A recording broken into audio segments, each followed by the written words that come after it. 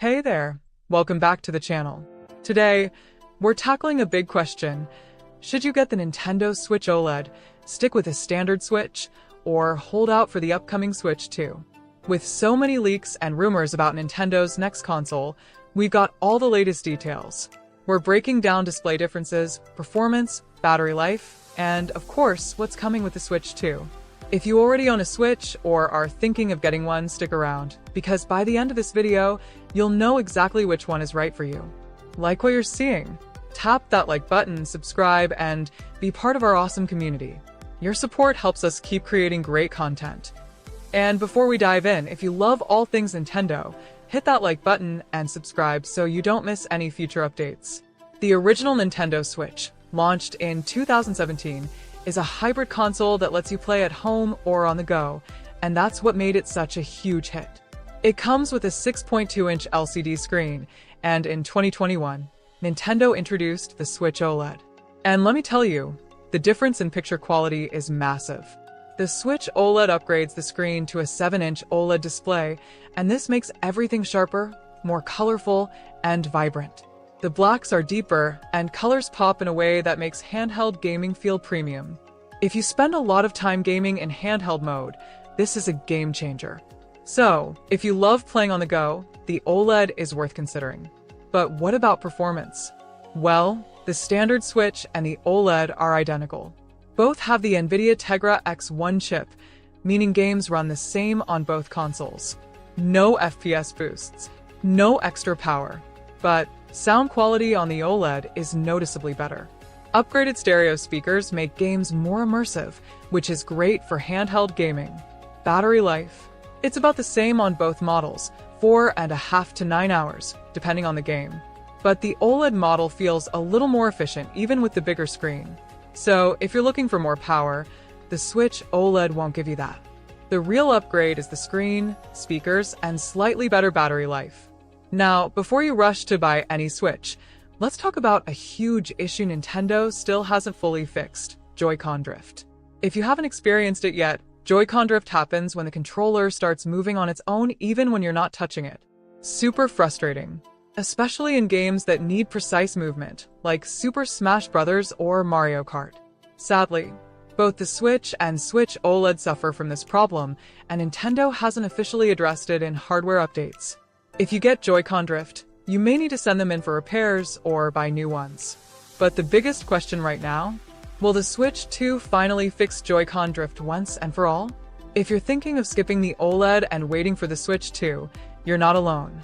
The rumors and leaks surrounding the Switch 2 are getting more exciting by the day. Here's what we know so far. The screen is rumored to be 7.9 inches, even bigger than the OLED. It's expected to have a custom NVIDIA processor for faster performance and better graphics. It may come with 8 GB of RAM and 64 GB of storage, making it more powerful than ever. It might even support 4K resolution when docked. That could make games look next-gen. And here's the big one: new Joy-Cons. Some leaks suggest they'll attach magnetically instead of sliding on rails. If true, this could finally fix Joy-Con drift. And the best part? The Switch 2 is expected to be backward compatible, so your existing Switch games should work on it. Plus, there's talk of a new Mario Kart game launching with the Switch 2. That alone is exciting. So, should you wait for the Switch 2? Well, if you want the best possible handheld experience right now, the Switch OLED is a fantastic upgrade. The screen is amazing, the sound is better, and it feels premium. But if you want next level of performance and are okay with waiting, the Switch 2 is shaping up to be a major upgrade. With 4K graphics, more power, and possible Joy-Con improvements, it could be a huge step forward. At the end of the day, it comes down to this.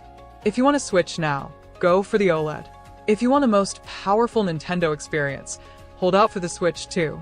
So, let's wrap it up. If you game on the go a lot, the Switch OLED is worth it for the better screen and sound. If you mostly play docked, the standard Switch still holds up and saves you money. If you can wait for a bigger upgrade, the Switch 2 is looking like a major step forward. Nintendo hasn't officially revealed the Switch 2 yet, but rumors point to a late 2024 or early 2025 launch. So if you're excited about the Switch 2, Make sure to subscribe and hit the bell icon because we'll keep you updated on every leak, trailer, and announcement. Let me know in the comments. Are you going for the Switch OLED, sticking with the standard Switch, or waiting for the Switch 2? And if this video helped you out, give it a thumbs up and subscribe for more Nintendo news. But here's the thing, what about third-party games? One of the biggest concerns with the current Nintendo Switch is how well it runs third-party titles. While first-party Nintendo games like Mario, Zelda, and Pokémon are optimized perfectly for the system, third-party titles like The Witcher 3, Doom Eternal, and Hogwarts Legacy have struggled to perform. Some of them run decently with lower resolutions and frame rates, but others rely on cloud streaming, which isn't ideal for everyone. Now, with the Switch 2, things could change in a big way.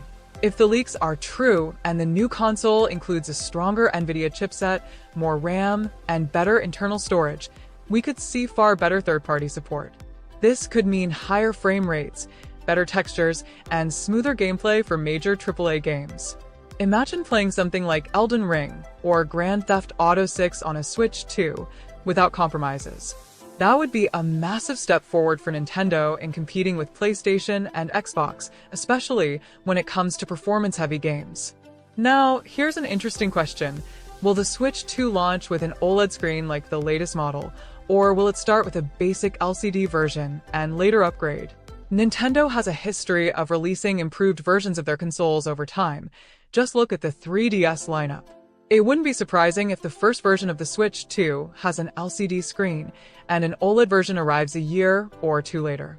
If that happens, some players might wait even longer to get the OLED model. The standard Switch OLED was such a big upgrade visually, so Nintendo may try to use the same strategy again to keep selling new hardware over time. Either way, if you care a lot about screen quality, that's something to keep in mind. Alright, let's talk about price. The Nintendo Switch OLED currently costs $349, while the standard Switch is around $299. But how much will the Switch 2 cost?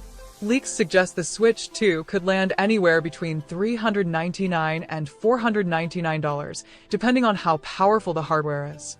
Some reports suggest a $449 price tag, but it's unclear if that's for a base model or a premium version. Now, would that price make sense? Let's compare it to competitors.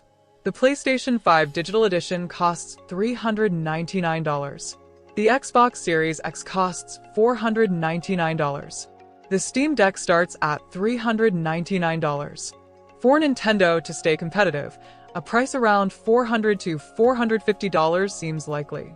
Anything higher than that, and it risks pushing casual gamers away.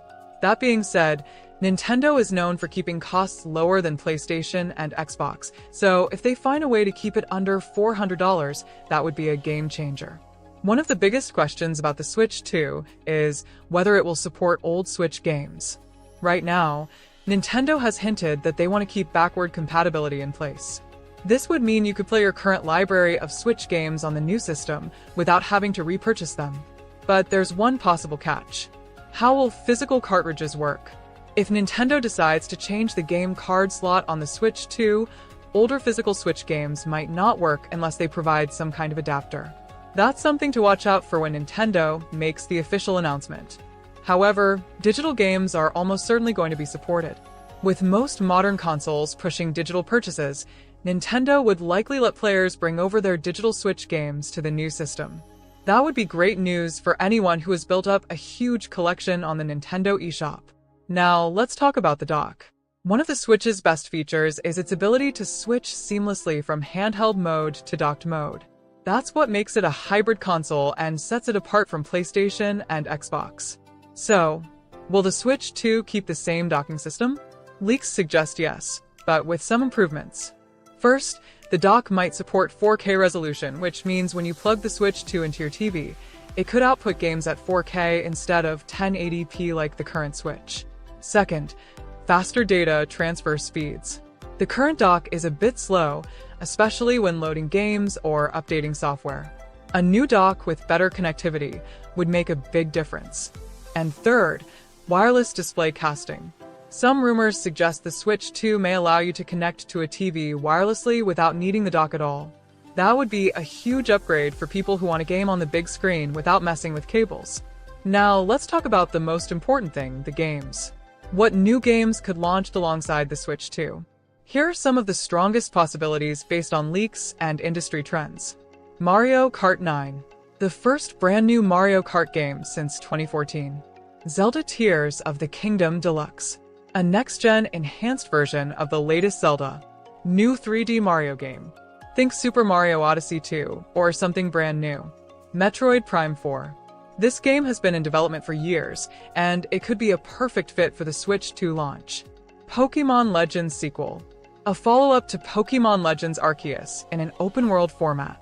And of course, we'll probably see remasters of older Nintendo games, especially ones that would benefit from the improved graphics of the Switch 2.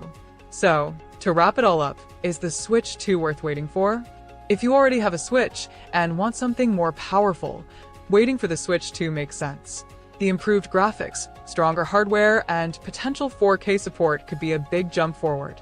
But if you just want the best possible handheld experience right now, the Switch OLED is still a great buy, especially if the Switch 2 ends up